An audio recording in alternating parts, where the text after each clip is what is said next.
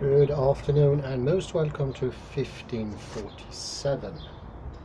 I will continue with Joachim Schulte, St. Augustine and all that. Remarks on the beginning of philosophical investigations.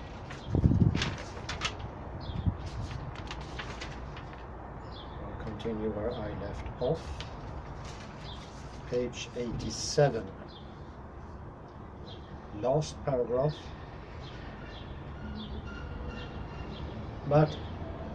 And we've been talking about complete language games and how they should not be confused with the word language.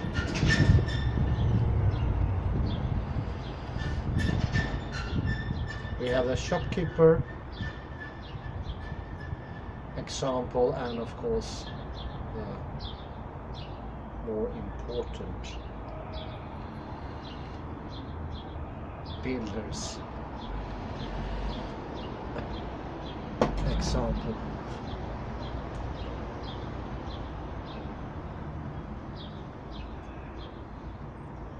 We're trying to look into what was the origin, what was originally meant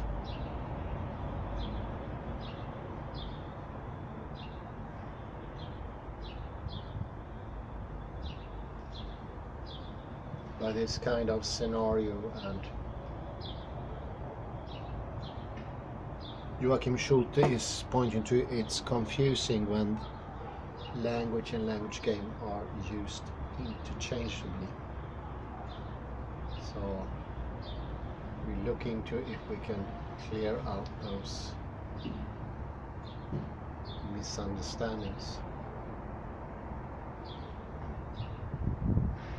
But in proposing this kind of characterization, I may seem to be rushing ahead.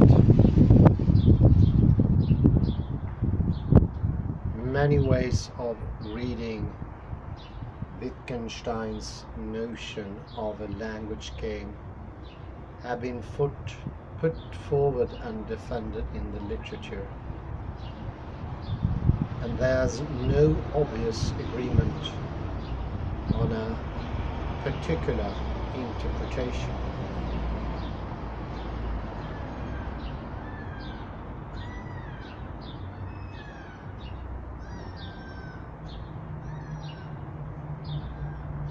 So we shall need to add something by way of justifying the characterization just given.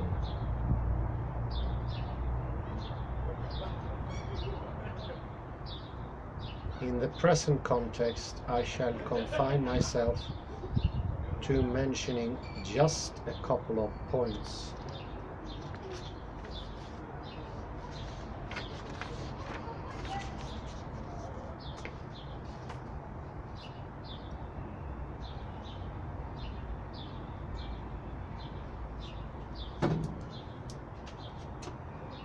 My first point is connected with a serious problem of translation.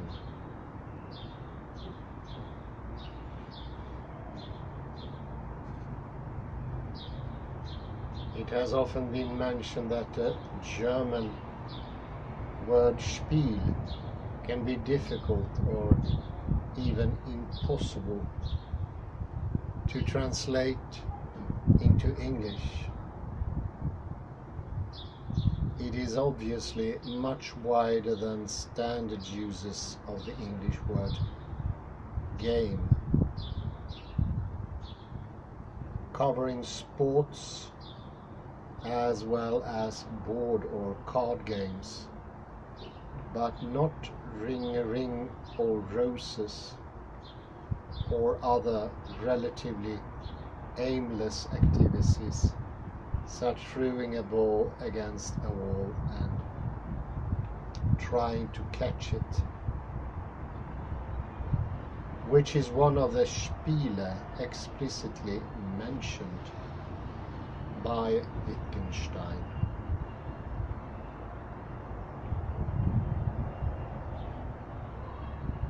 I remember having discussions about the question whether it would not be better to translate the term Sprachspiel as language game or language play rather than the accustomed language game.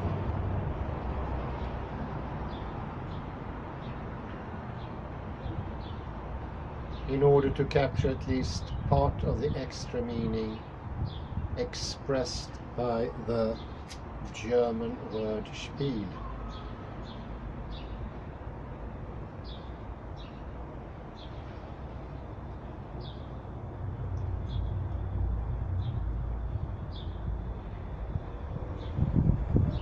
It was in this context that people would bring up the inevitable reference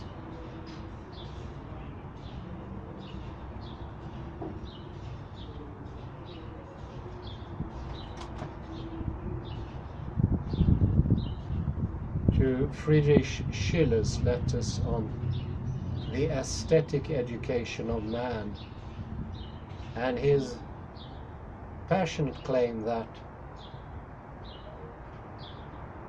man plays only when he is in the full sense of the word of a man, and he is only a holy man when he is playing.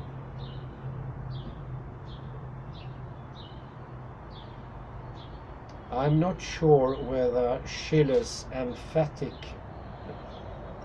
statement is really helpful in our attempts to explain the full meaning of Wittgenstein's term.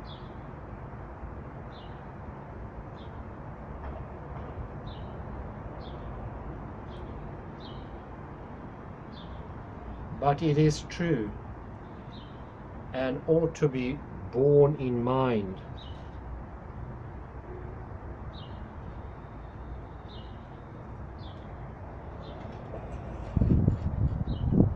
that Schiller's insistence on freedom and the liberating features of Spiel chimes well with the fact that a fair number of Wittgenstein's examples concern activities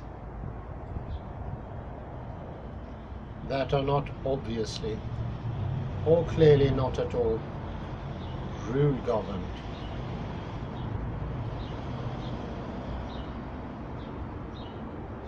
And while such activities are evidently covered by the German word Spiel,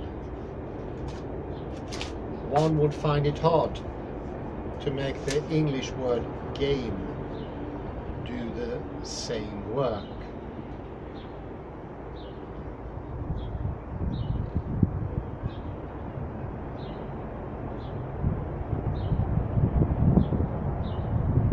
My second point is just a reminder.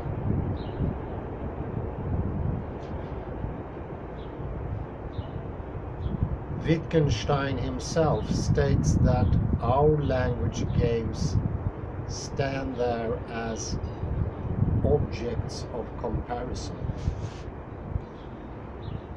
which through similarities and dissimilarities are meant to throw light on features of our language.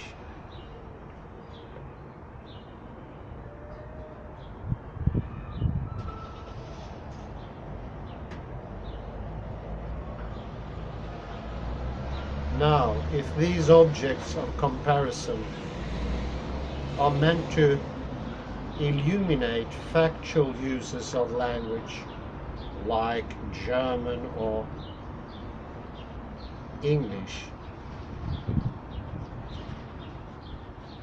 they themselves must in some sense be non-consubstantial with these particular uses of language.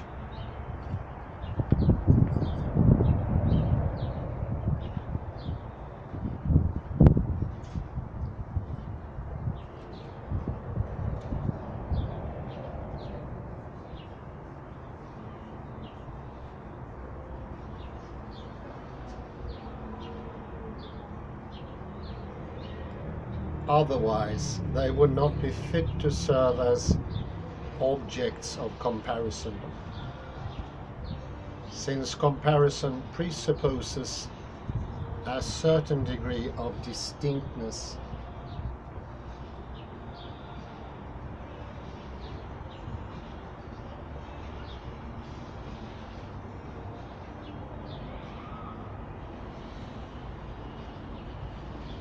One thing can only throw light on another if there is some distance between them.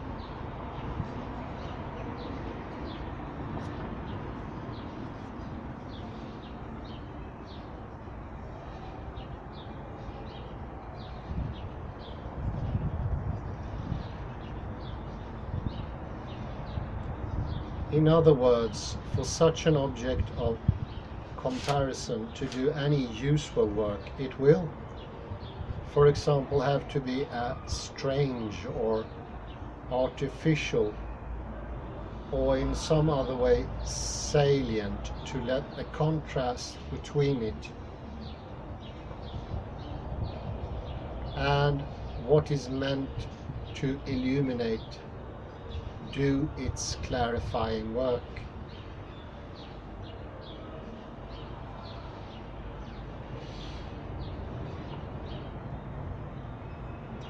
But what could be stranger, or in a certain sense more artificial, than the shopkeeper scene described in the opening remark of Investigations?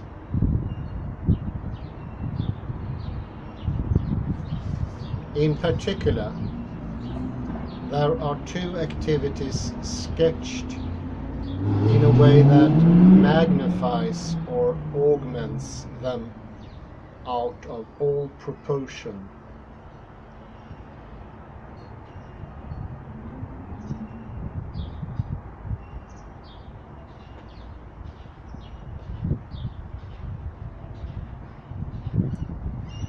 The first of these activities is the shopkeeper's way of using a color chart and sample to identify the right sort of apples.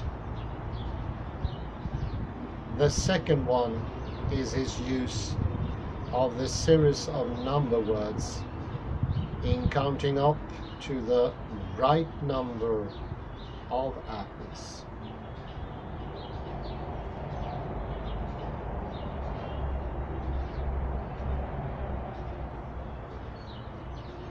Both activities are characterized in an absolutely exaggerated and unrealistic fashion. If one wanted to classify the scene, not in philosophical terms, but in terms of literary genre, one might wish to say that this is a piece of absurd theatre, perhaps a sketch written by UNESCO or Beckett.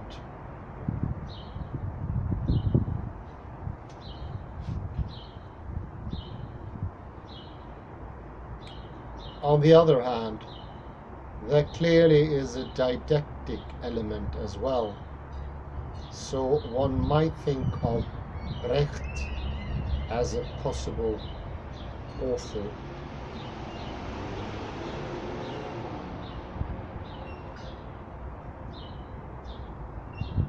And if one expects the strikingness of the Verfremdungseffekt to be correlative with the explanatory power of this exercise, then this last ascription doesn't seem all that unlikely.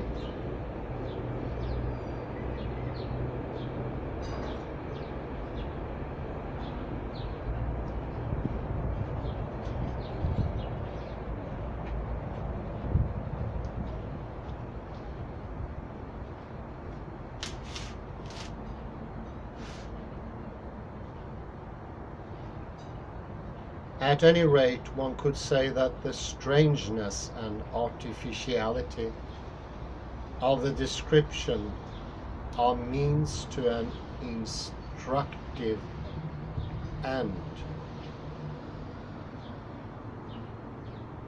And to the extent they help us to identify, to memorize, and thus to repeat all the individual steps involved in the activities concerned, they are also at the service of what one might wish to call a formal characterization.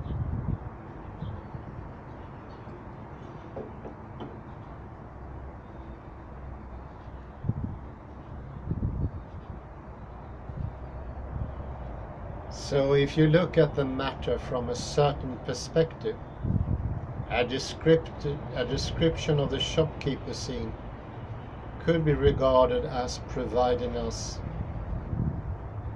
with an, in this sense, formal means of clarifying certain ways of using our natural language.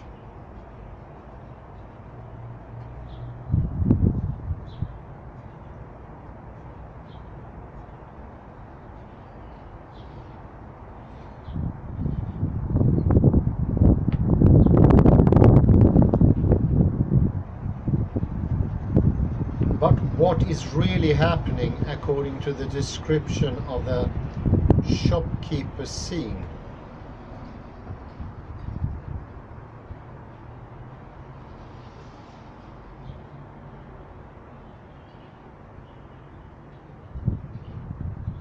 At first one might be tempted to reply by saying that the grocer's activities are decomposed into their elements and portrayed as a sequence of visible actions that in normal circumstances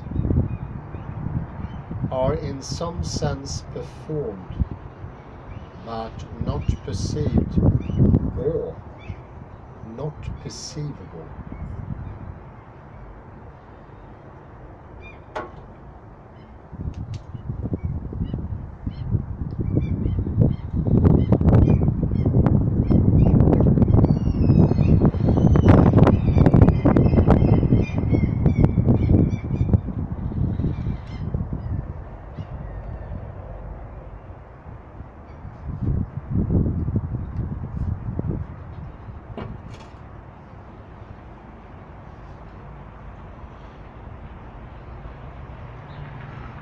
This, however, is clearly not the case.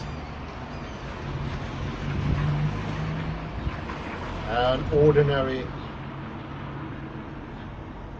shopkeeper's actions simply do not involve manipulations of color charts and samples, nor will his counting apples involve any recitation of number words up to the right ones.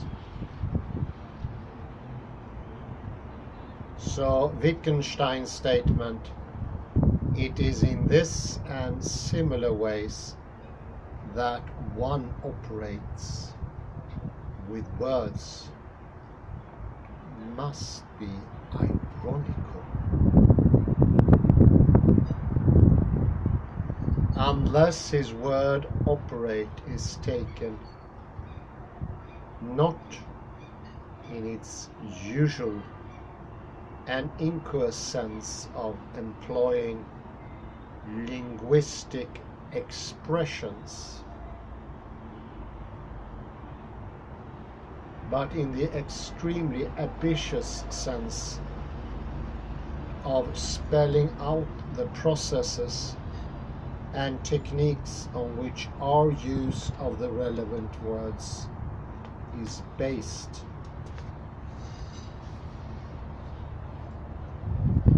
And as a matter of fact, in contexts like the present one, The German word operieren could be used to convey both irony and at least rudiments of the ambitious sense.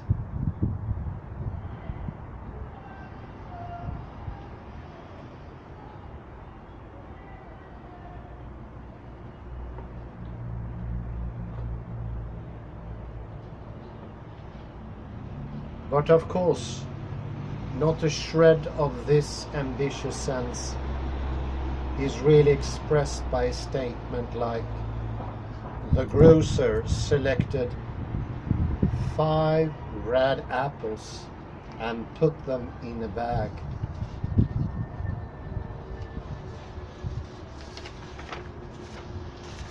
No, I won't say so.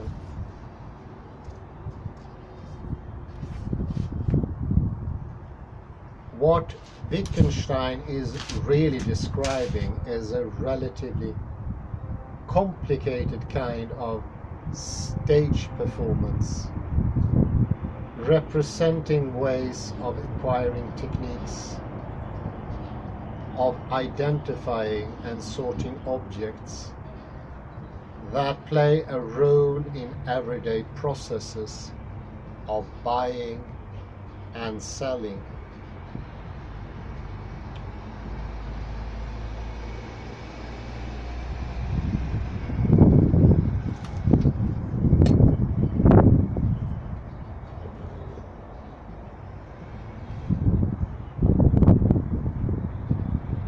So, what lends this peculiar air of strangeness and absurdity to Wittgenstein's sketch is the apparent attempt to depict both the actual shopping process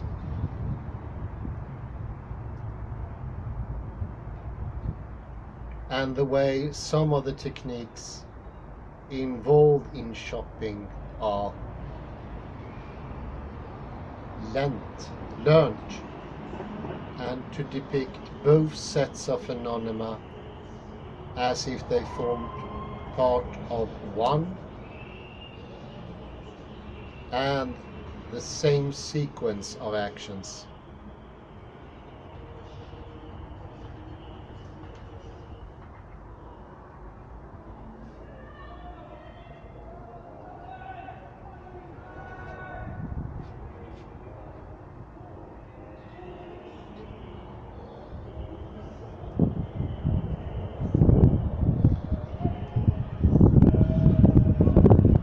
The strangeness of Wittgenstein's description is analogous to that of all paintings purporting to depict fragments of 2 or even more worlds at the same time.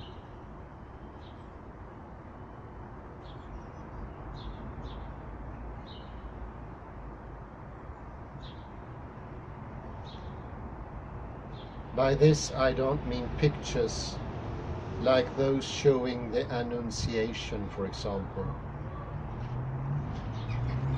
That is the moment at which the angel tells Mary that she is to be the mother of Christ. In this case, we are dealing with one world only. And the only reason for marveling at this scene lies in the unusual presence of a higher world.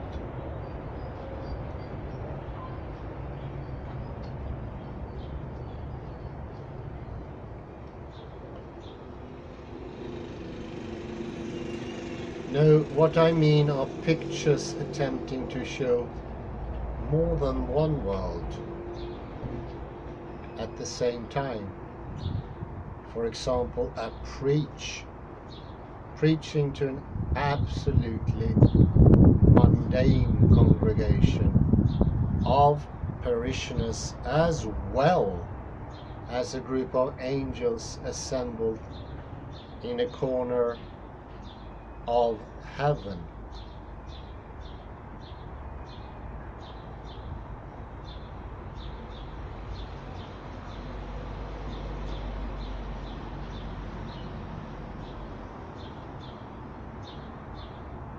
playing musical instruments. There is no interaction between these two scenes. That is between the preaching and the performing angels.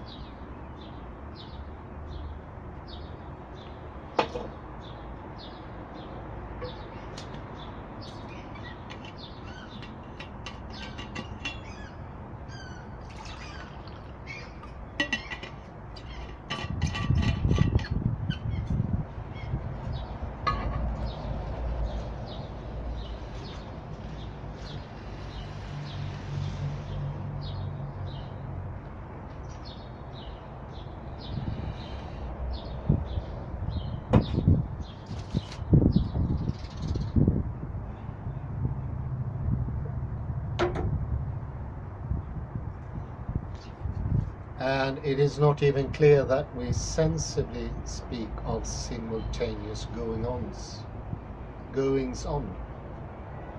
At any rate, the strangeness has something to do with the inexplicable co-presence of things that do not belong to the same logical space and do not have a common frame of reference. And this is, of course, to be compared to Paul Johnston's Wittgenstein's Rethinking the Inner, where it was clarified that inner speech and imagery are of a completely different, unassociated, unconnected language game than thinking or perception, for that matter, as well. It's a complete unconnectedness, and we can't even talk about them going on simultaneously, although it might be some overlap in time, but that is completely incidental. And that is one of the most important points in philosophical investigations, that we are misled and thinking there is a connection when there is absolutely none.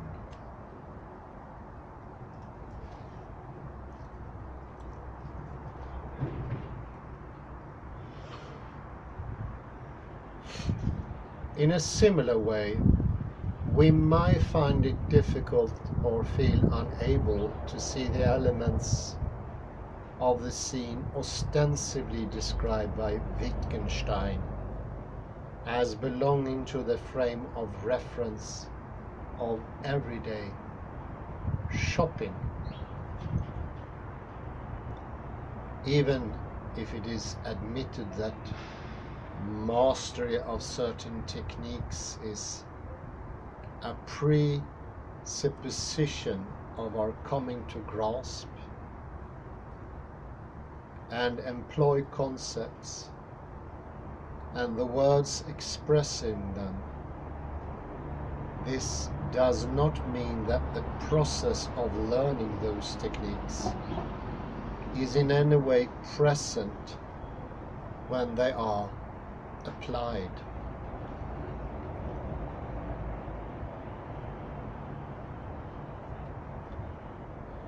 On the contrary, it can be very important to keep processes of acquisition and processes of application strictly separate. At the same time, we may wonder whether it might not be one of the points of Wittgenstein's obviously strange description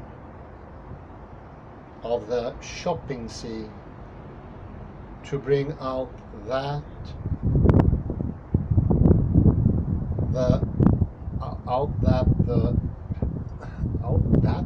as it were, logical multiplicity characteristic of a process of learning will tend to be quite different from that of a process of application. So learning and application are also absolutely disparate. Not in any way similar. Thinking of them as being similar will confuse you.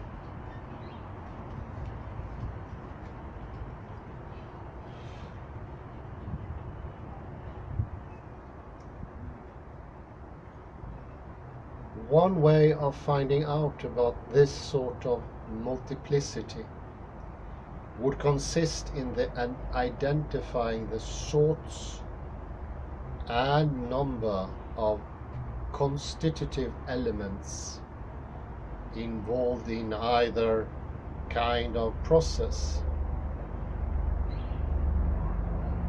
Looked at from this perspective,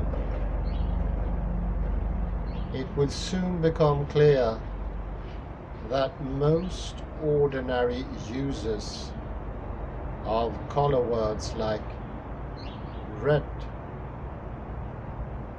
do not rely on the manipulation of color charts and samples. On the contrary, appealing to samples, for instance, would in many cases slow down the proceedings and confuse the participants.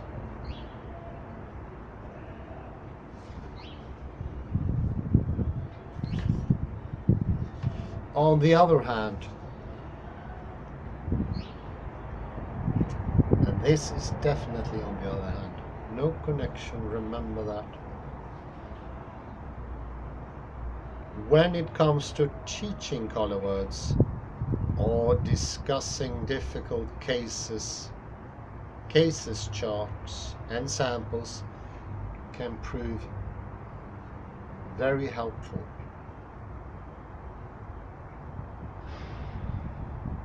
If, for instance, I hesitate over the question whether to call the cover of a book orange or red,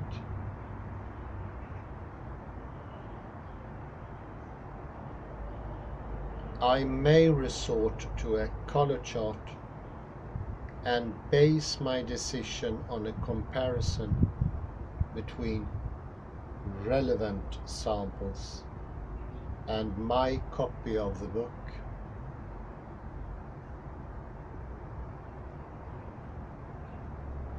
But here it must be remembered that situations of teaching the use of words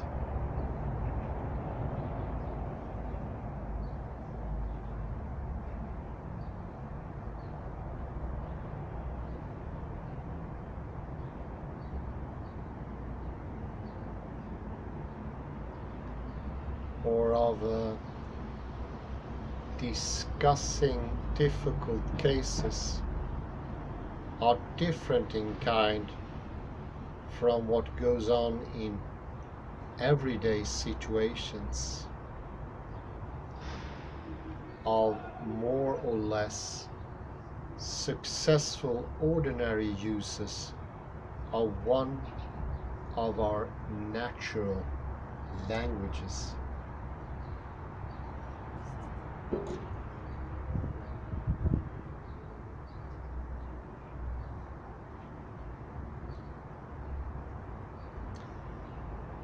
Now, what about the second activity described in the shopkeeper's scene?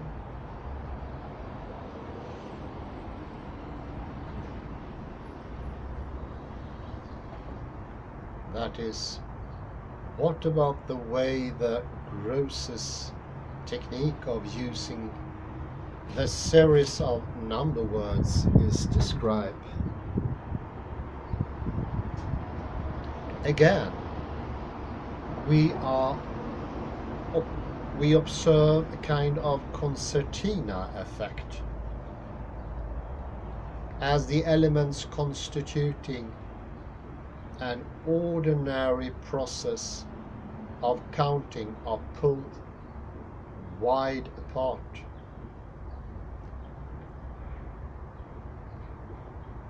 One point of proceeding in this fashion may become clearer if we have a look at a distinction mentioned by Paul Ben-Asseraf, even though to my mind his attempt at making the rationale of this attempted distinction plausibly fails. He writes as follows: there are two kinds of counting, corresponding to transitive and intransitive uses of the verb to count.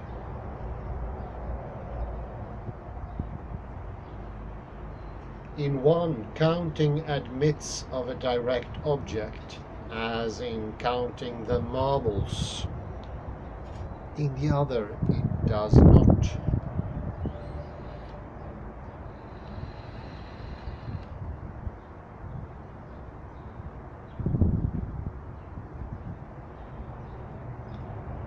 In the case I have in mind is that of the pre-operative patient being prepared for the operating room. The ether mask is placed over his face and he's told to count as far as he can.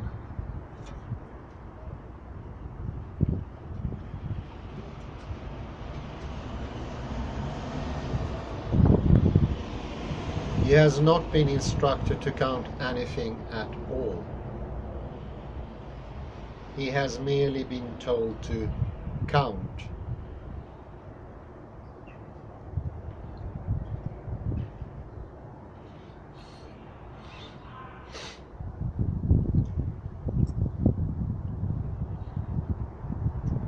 I think the reason why Ben-Asseraf's attempt should be regarded as a failure is pretty obvious. In the case of intransitive versus transitive verbs, we are dealing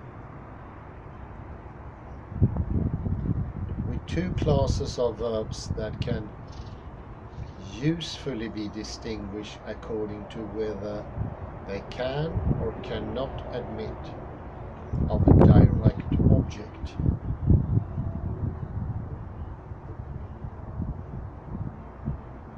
In the case of the patient, however, we are not witnessing a second type of counting, besides ordinary counting of the kind exemplified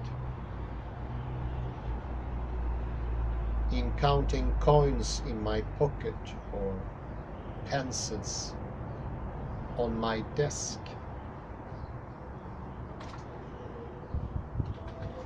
The man counting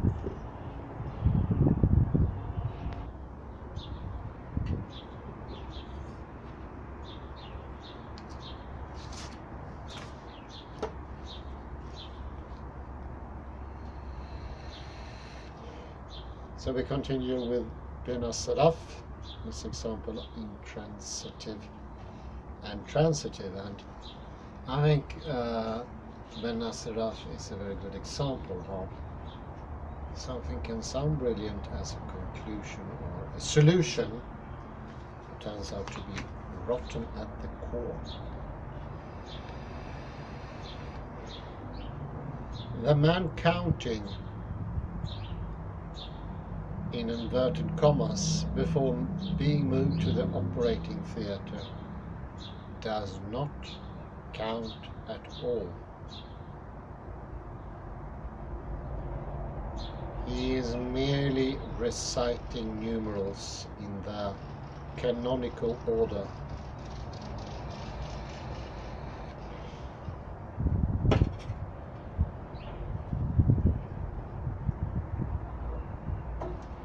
Even if he counted sheep, as we say, he would not be counting in the true sense of the word, for the simple reason that making and detecting mistakes are logically excluded, whereas the possibility of making and detecting mistakes is a condition of counting proper.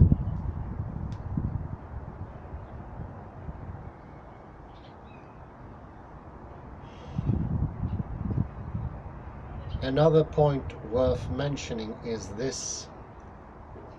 It is obvious that the uses of the word counting in inverted commas are parasitic on there being cases of ordinary counting.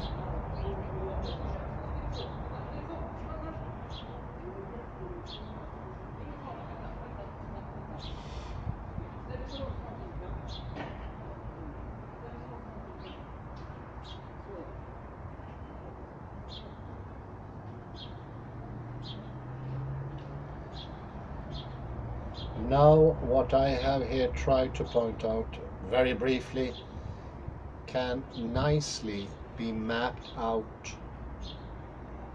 onto the shopping scene. The pronouncing of elementary number words corresponds to the patients reciting numerals in their canonical order.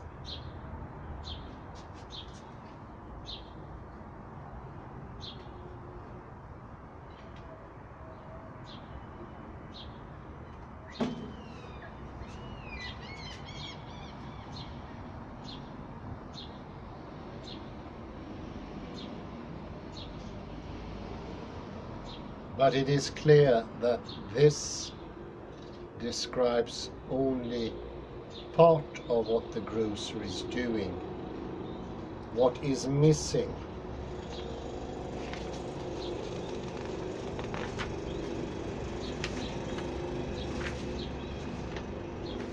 is the accompanying selection of apples from the drawer, which turns the whole process into one of counting up apples. Of course, here the reciting of number words stands in for any number of related processes, like tacit counting, scanning objects, ticking their names on a written list, and so on. But at any rate, we are only dealing with a full-fledged case of counting if the recitation is supplemented by a process of correlating objects or sets of objects with those number words.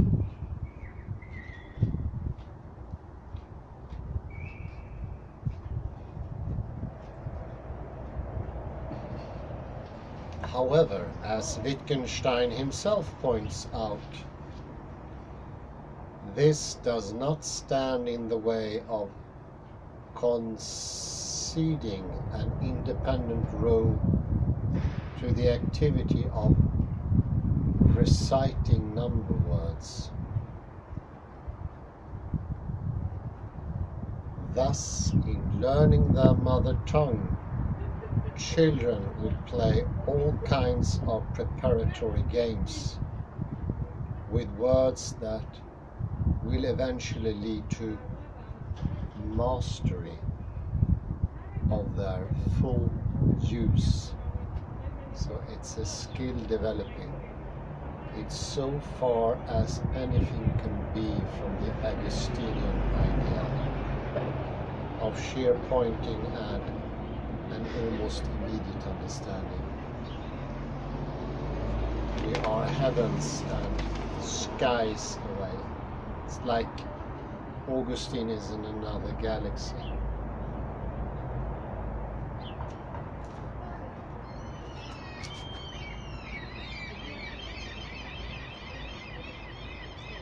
Thus, in learning their mother tongue, children will play all kinds of preparatory games with words that will eventually lead to mastery of their full use.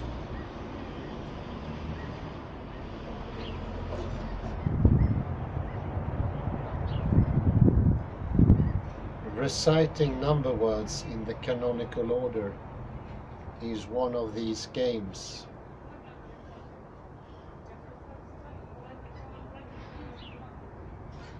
But it isn't, as Wittgenstein emphasizes, a full-fledged use of linguistic expressions.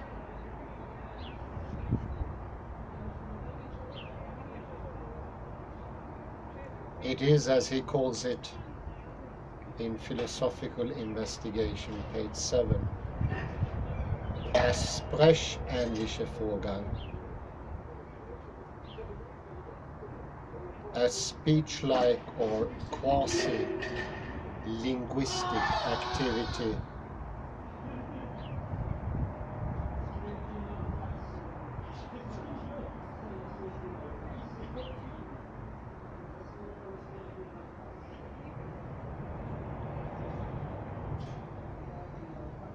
The goal of learning one's first language gives these primitive language games their point, but it is not sufficient to turn them into fully developed uses of words.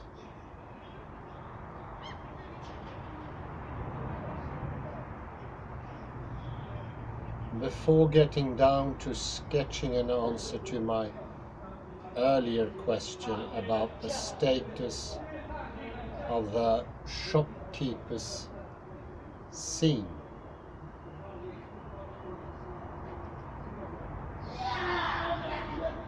I should like to touch on 2 points directly relevant to some of the things I've said about Wittgenstein's notion of a language game.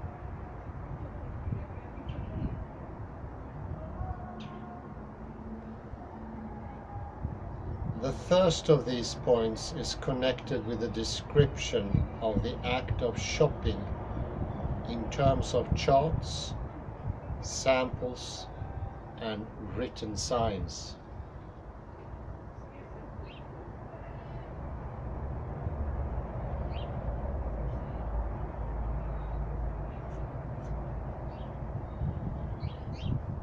Of these samples, etc., he goes on to say, it is most natural and causes less confusion if we count the samples as tools of the language.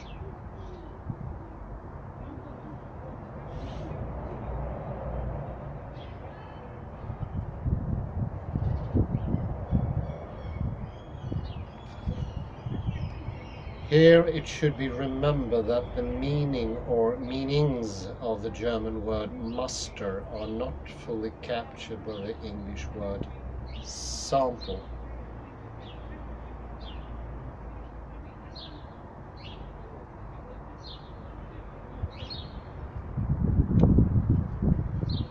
For in many cases, a muster is primarily a model in the sense of a paradigm, an exemplar, a paragon. It is something that stands out as calling for imitation.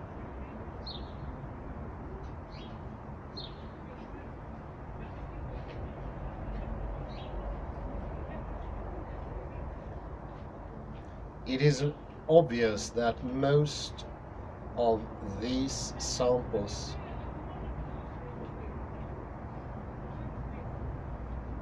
or paradigms do not form part of language in a narrow sense, excepting a small number of special cases.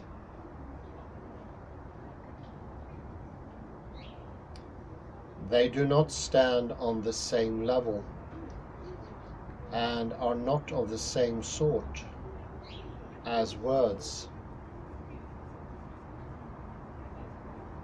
but they are all the same, very closely bound up with language.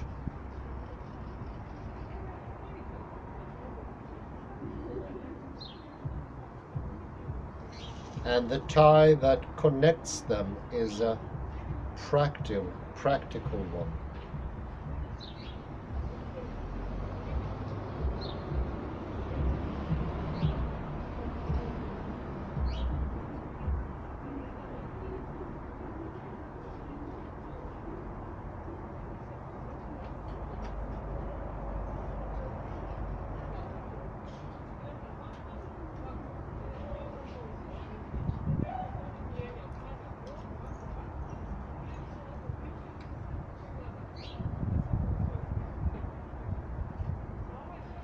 In learning to use color words, for example, we also learn to manipulate color charts, or at any rate, we learn to apply certain techniques that would allow us to handle such charts and the samples supplied by them. And on the other hand, in learning to recite number words, we take a first step towards learning to count.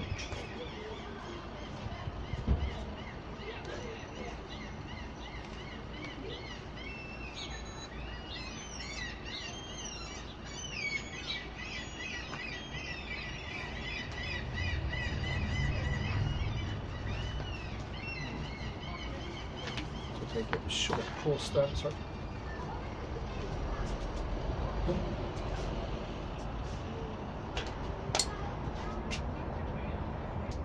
So we continue with the text. We can keep it a bit more fluent now. It is obvious that most of these samples or paradigms do not form part of language in a narrow sense, excepting a small number of special cases. They do not stand on the same level and are not of the same sort as words, but they are all the same, very closely bound up with language, and the tie that connects them is a practical one. In learning to use color words, for example, we also learn to manipulate color charts, or at any rate, we learn to apply certain techniques that would allow us to handle such charts and the samples supplied by them. And, on the other hand, in learning to recite number words, we take a first step towards learning to count.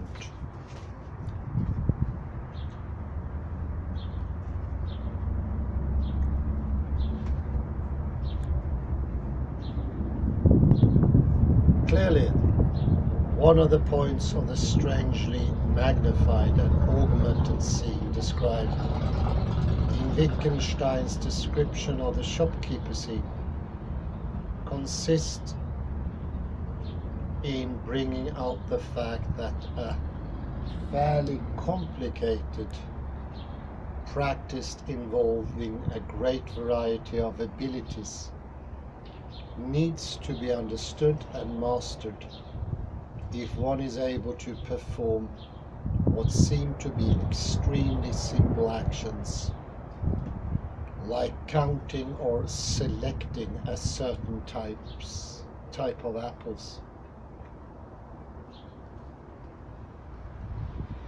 Only if one has fully assimilated the idea of our having to acquire those or a different cluster of background techniques and to possess a great variety of largely implicit abilities, will one be able to make much of the following passage. We can, however, also imagine such a color charts being a tool in the use of language. Describing a complex is then done like this.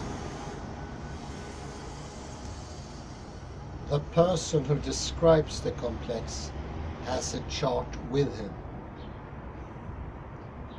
and looks up each element of the complex in it and passes from the element to the sign. This chart might be said to take over here the role that memory and association play in other cases.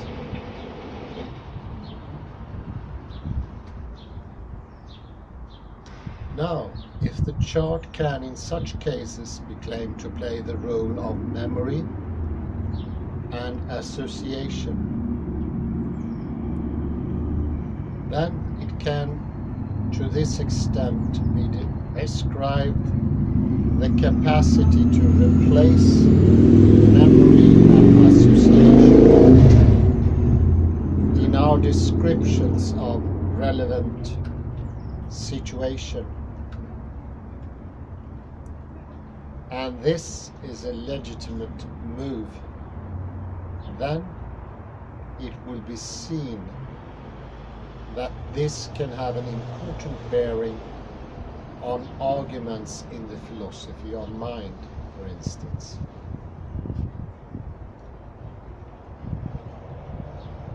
Once we see this, we also understand that this is a move really made by Wittgenstein in the context of the private language argument.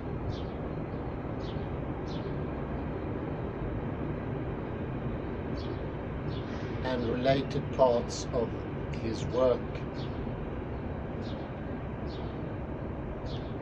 What I want to underline at this point is the fact that this maneuver grows out of considerations Wittgenstein develops in the context of describing and examining primitive language games and their tools.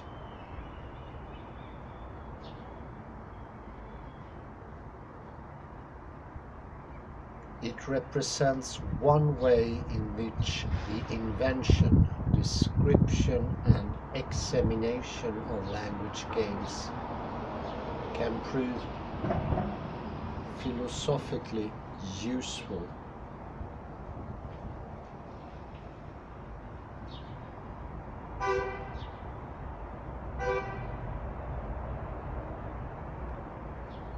The second point I wish to make here will be put even more briefly than my first point, and to some extent it will be parallel to the first one. At a crucial stage of the private language argument developed in the investigations, Wittgenstein uses an idea which heavily relies on a specific and powerful notion of a language game.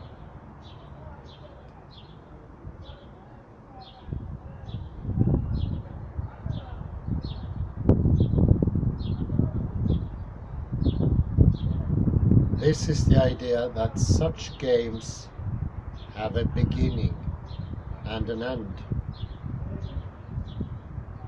which in my view, however, does not mean that in every relevant case one particular starting and end point has to be spelled out in a clear-cut way. What it does mean is that the type of situation we are interested in will have to be compatible with a description in terms of a game with beginning and end.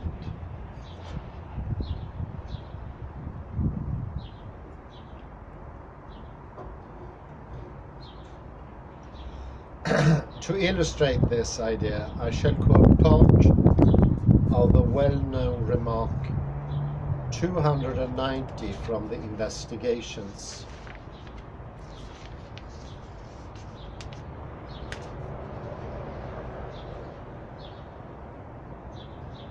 It is not, of course, that I identify my sensation by means of criteria.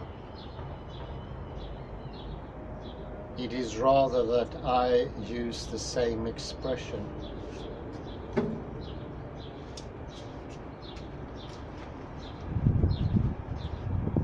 But it is not as if the language game ends with this, it begins with it.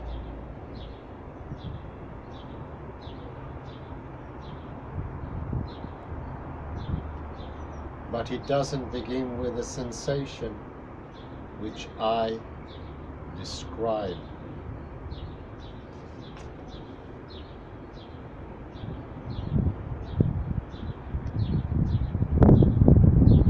The second position characterized by this schematic exchange is that of a philosopher who claims that his utterance of "I am in pain" is, as it were, the second move in a game that begins with the presentation of the sensation of pain itself.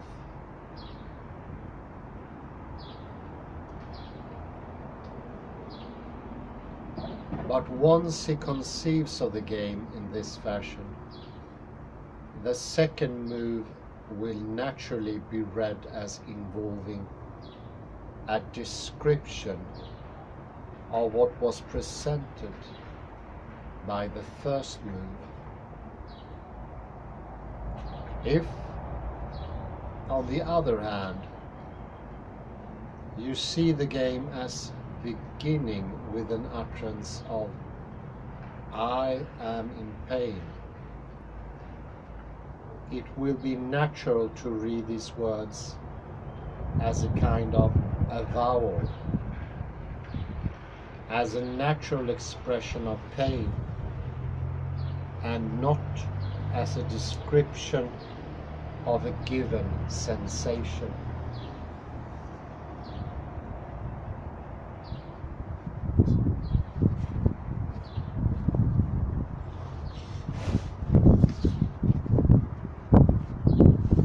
The second game, the game allegedly beginning with a sensation, might be believed to terminate in a characterization of the relevant sensation as pain,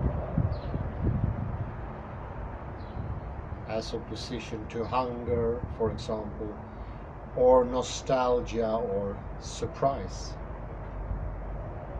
Such an attempt at a characterization, however, would involve the idea that the sensation of pain, for instance, could be identified independently of its being felt as pain. And according to Wittgenstein, this idea might lead us to hold all kinds of absurdity.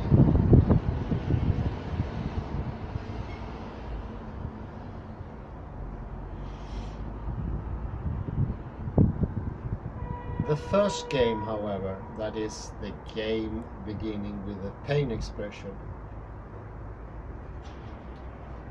would have to continue beyond this point. A probable second move might, for instance, consist in another person's response to my utterance. I am in pain. One typical response would amount to inquiry into the source of the first speaker's complaint, trying to look after him and to alleviate his suffering. Another response might consist in a short reply. Come on, you look absolutely fine. I am sure that there is nothing really wrong with you. And so on.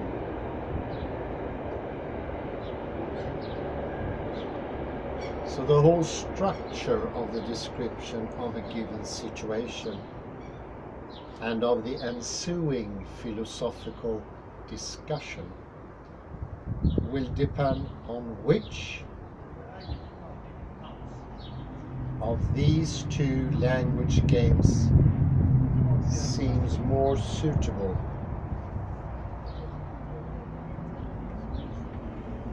If you opt for the game beginning with the sensation itself, you will be obliged to make sense of the idea of reading the words "I am in pain" as a description.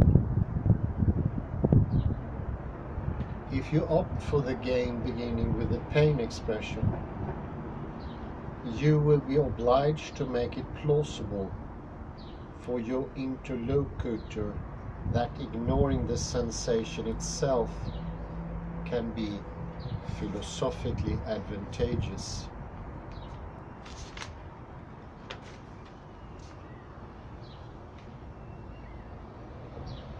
This is the point where my paper is drawing to a close. Let me just try to give an answer, tentative answer, to the question why Wittgenstein may have decided to change the numbering of the first two language games.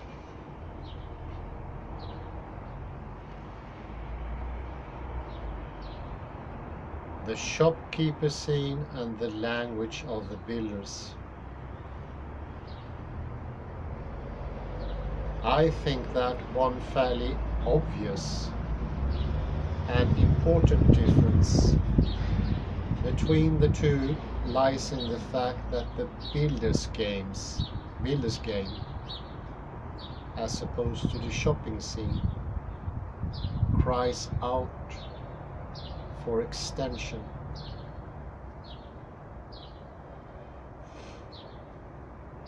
Its primitiveness is not final. It is, among other things, meant to invite readers to think about fruitful ways of constructing a more complicated and more powerful kind of machinery. And as we know, this is exactly the sort of question Wittgenstein discusses in the later parts of the book, and occasionally with the explicit reference to the builders.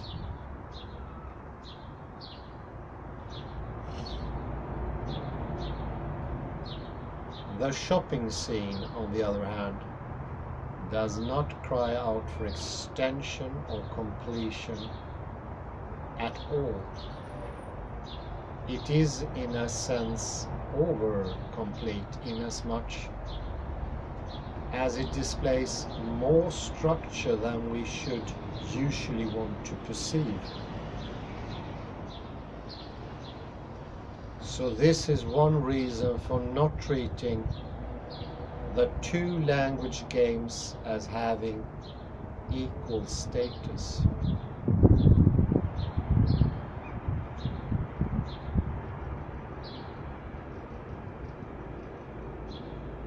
The second difference I wish to point out involves a certain amount of speculation.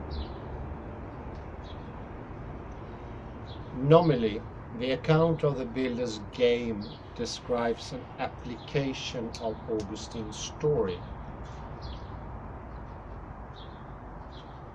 The shopping scene, however, does not mention him and doesn't seem to make any reference to the introductory quotation at all.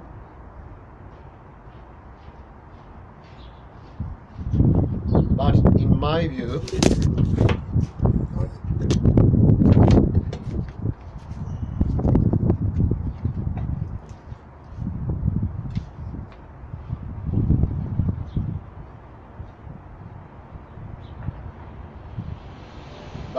view, it could profitably be seen as a reply to the quoted passage. In a way, Augustine's story is too short and leaves all the questions raised by it open. It is, as it were, possesses an explanation, but only succeeds in suggesting new questions concerning, for example, the unity of our concept of meaning and the functioning of ostensive explanations. The shopkeeper's scene, on the other hand, is a reply to Augustine's story. Only that I'm not sure whether to call it a direct or an indirect one. In contrast to Augustine's account, which is too short, the story we are told is too long. It does show that operating with words involves mastery of various techniques, but by being so over-explicit and tediously precise, at the same time helps to get two messages across. The first is enshrined in the suggestive and studiously non-imperatival statement that explanations come to an end.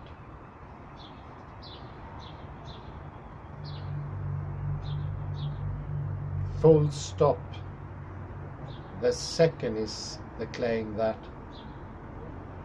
instead of talking about meanings, we should often content ourselves with talking about the use of words. Both messages may gain in plausibility by being seen in direct contrast with Augustine's story. So this may be a second reason why Wittgenstein decided to add the shopping scene to the story told by Saint Augustine Excellent work by Schulte. Did like that. It's clarifying the mixing, the idea that inner talk or inner images are the same as thinking, when there is zero relation whatsoever. Any idea of a connection, causality, or simultaneity is absolutely wrong. And I think this is only coming from Wittgenstein. You can only learn it from him. And mistaking these two things, intermingle them, mixing them, is disastrous. It's the same as driving a car and confusing the gas with the brake.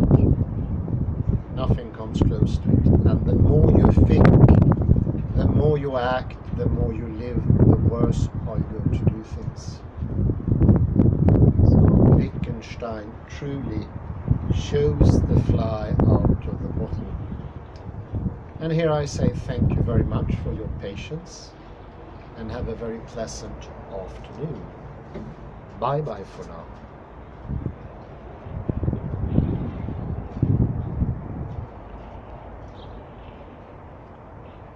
Experiencing some nice sun.